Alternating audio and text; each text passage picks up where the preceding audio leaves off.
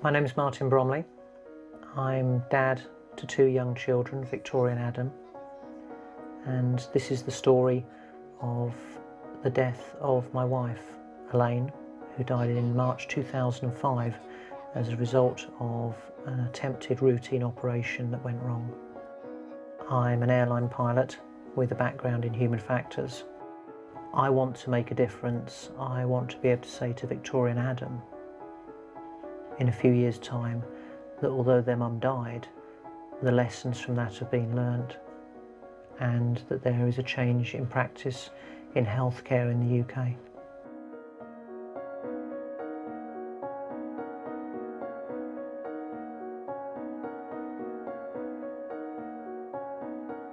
Elaine actually had very good health, but she had suffered from some sinus problems, and as a result, a consultant had recommended that she should have routine sinus surgery.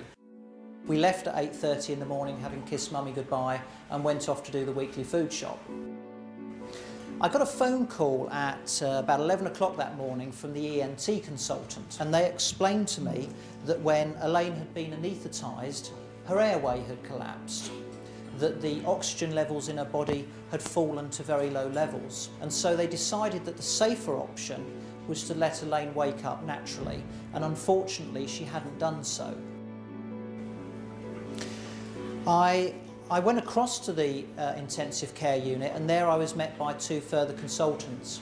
They explained to me very bluntly that Elaine had been without oxygen for a significant period of time, and that I was looking at her having significant brain damage. Another brain scan was taken, and even to me as a layman, comparing the new scan with the benchmark scan, there was no doubt that by this stage there was virtually nothing that could be done for Elaine.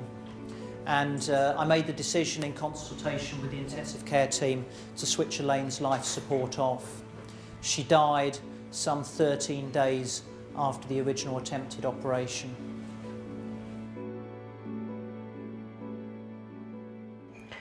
And really what I want to try and do is just share a bit of the story with you of what we know happened. As best we can. We've probably got 80% of the picture now, I think. Elaine was being cared for by an experienced anaesthetist and his experienced assistant. We'll get on, shall we?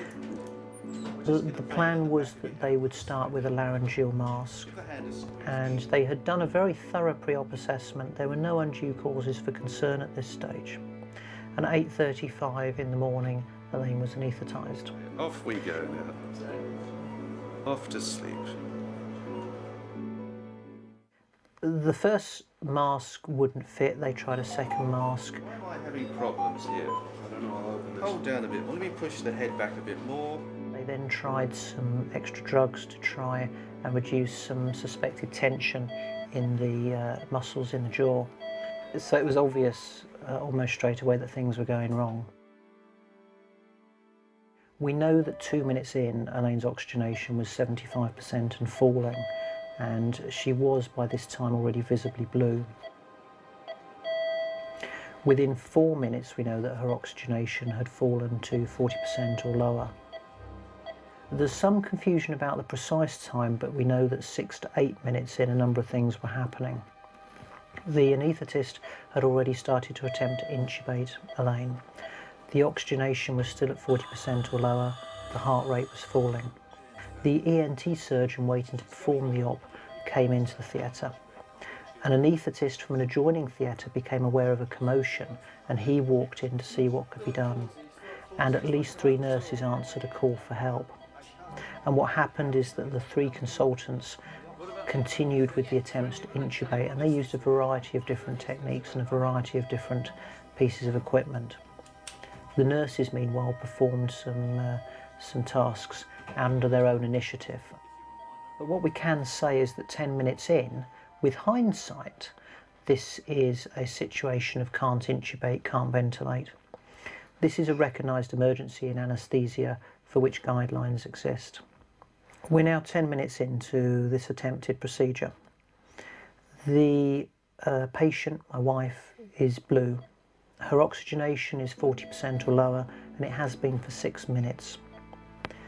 The anaesthetist has 16 years experience and he is regarded as diligent by his colleagues. The ENT surgeon has over 30 years experience. The other anaesthetist has additional skills pertaining to difficult airways, and 3 of the 4 nurses are all experienced in their job. And it's perhaps worth just wondering at this stage what was going through their mind. The intubation attempts had failed, the oxygenation was very low.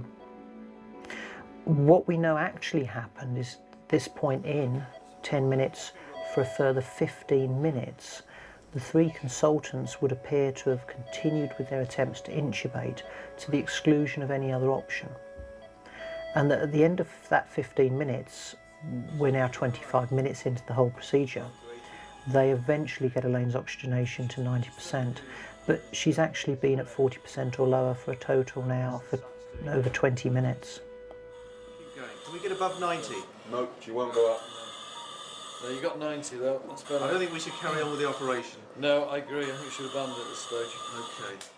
The airway itself is not secure though, and so they fiddle around a bit more, and in fact her oxygenation falls again below 90% for a further 10 minutes, and finally by the time we're 35 minutes in, they seem to make the decision that the best thing is just to let her wake up naturally.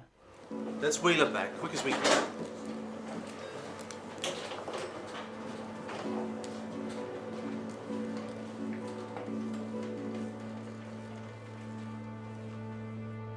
And they transfer her to the recovery room. She lays there for an hour and a half, and of course she never wakes up.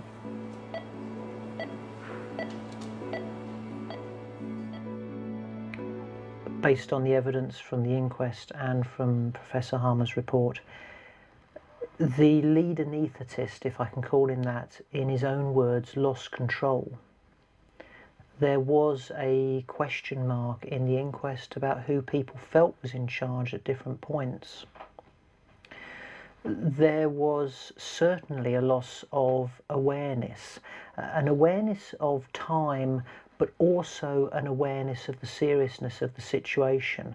If you like, the awareness of what was happening wasn't shared by each of the consultants.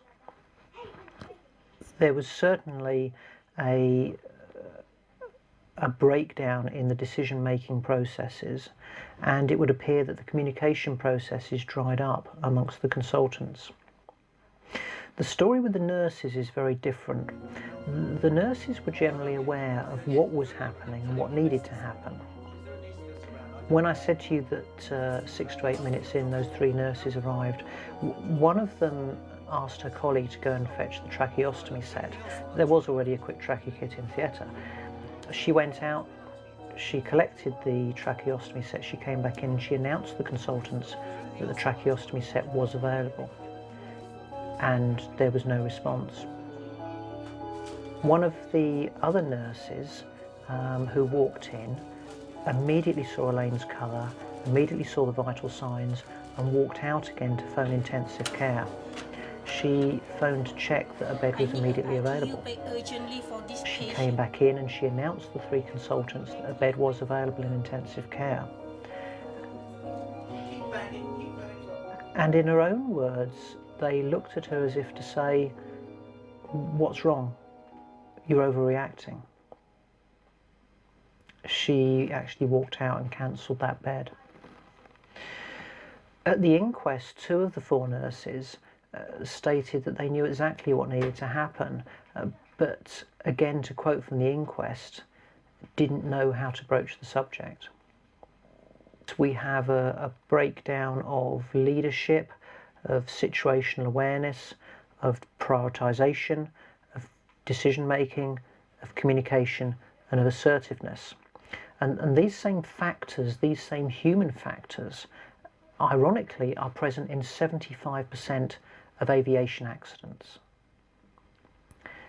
And really, since then, I've been trying to understand why in aviation we train and to understand about human factors, and it's an integral part of how we design equipment and how we manage procedures and how we work day to day. It's part of our everyday language, but I'm trying to understand why that's not part of clinical practice. When we get out to the aircraft, there's a lot of technical jobs that need to be performed. There's the usual security checks of an empty aircraft. There's the safety checks, both of the outside, we have to do a walk around, making sure the systems are functioning and that everything we require for flight is switched on or operating in the way it should. Having done all the preparation, got everything ready for flight, we then get together in a briefing. And that's really to make sure that we both know what we expect to happen, but more importantly, that we think through all the possibilities. Up to 100 knots you'll consider stopping for any ECAM warning or caution. Above 100 you'll only consider stopping ECAM warning, engine failure, something you think is going to stop us flying. 3 things to remind me of. With a positive climb we'll get the gear up if appropriate, remind me that toga's available, remind me that autopilot's available. If it's not performance limiting, I propose to follow the SID. The only other exception to that is if we had some uncontrollable situation like a fire still burning when we get to S speed, in which case I'll pull that and it's suitable for a right hand visual back for 27 right today. Any questions on the emergencies? Okay, as far as the departure, it's an opening up of communication. Human factors tells us that actually we're all wrong no matter how good we are, and we need people around us to help us. It's creating that open environment within your colleagues, being open to suggestions. If they put their hand up and say, excuse me, I'm not sure about this, it's not turning around and saying, actually, I'm the boss here. It's turning around and saying, tell me what your concern is. It's listening. And before you ask, by the way, what happened to the people who were involved in my wife's incident, you will be pleased to know that they all returned to work eventually after the incident. And that is exactly what I wanted to happen. By being back in the workplace, they can spread those very personal lessons on to their colleagues, and all of them will be much better clinicians as a result of what happened. Of that there's no doubt. The key message I would emphasise is that in aviation we know 75% of accidents are caused by human factors. In healthcare, what's the statistic? Is it 75% as well? Is it 85%? Is it 55%? No one really knows. My argument is, though, that the actual statistic is irrelevant. If you accept common sense and look around you, that tells you a large proportion of accidents and incidents will be caused by human factors. The lessons from other industries are there, and they're equally applicable to healthcare. And if it is only 45%, that is an awful lot of lives that we could be saving. Let's wake up to human factors. Let's make a difference.